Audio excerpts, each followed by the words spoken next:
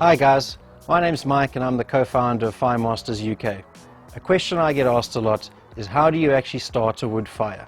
Today I'm going to spend a couple of minutes just talking you through my favorite method of starting a wood fire for braai, barbecue, as well as in a pizza oven.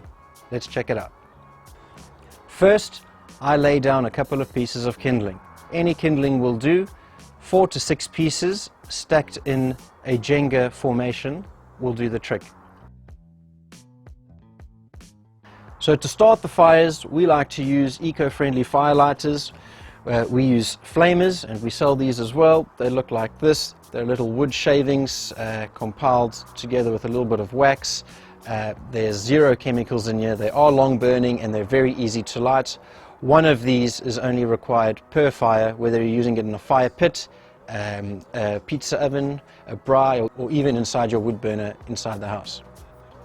Once you've done that, find yourself 2 large logs, place that down on either side of the kindling stack. That's going to form the base of your Jenga stack with the firewood. These are the 2 different types of wood that we have. This is Kameeldoring. You can tell by its reddish brown color.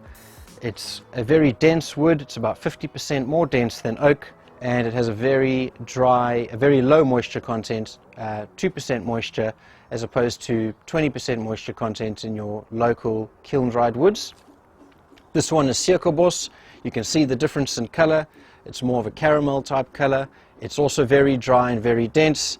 The only difference between these 2 really is the flavor profile that you will get. I then take a couple of smaller pieces of wood and place that directly over the kindling. These small pieces will ignite first, igniting the wood above it. In each bag you get different sizes of firewood, the big logs, medium-sized logs, and the small kindling-sized pieces. So you'll want a few of the kindling-sized pieces first layered over the large logs. You can then take a few extra pieces of kindling and drop them down the center of the stack. What this does is it helps the stack ignite a little bit faster, so you aren't waiting around too long for your coals, and essentially you can get cooking quicker.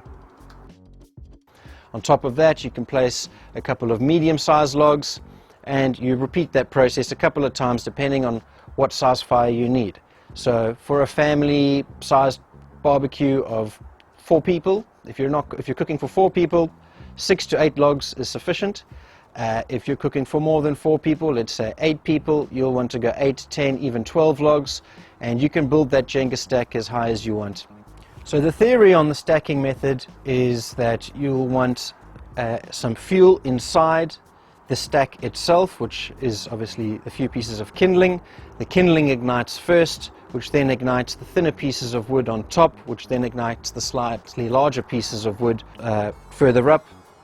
And each bag of wood is 14 kgs, and they consist of around about 20 to 25 logs. From that you'll be able to make 4 family-sized braais. Some of our customers like to just burn the whole bag. That will give you heat and long burning coals for most of the day.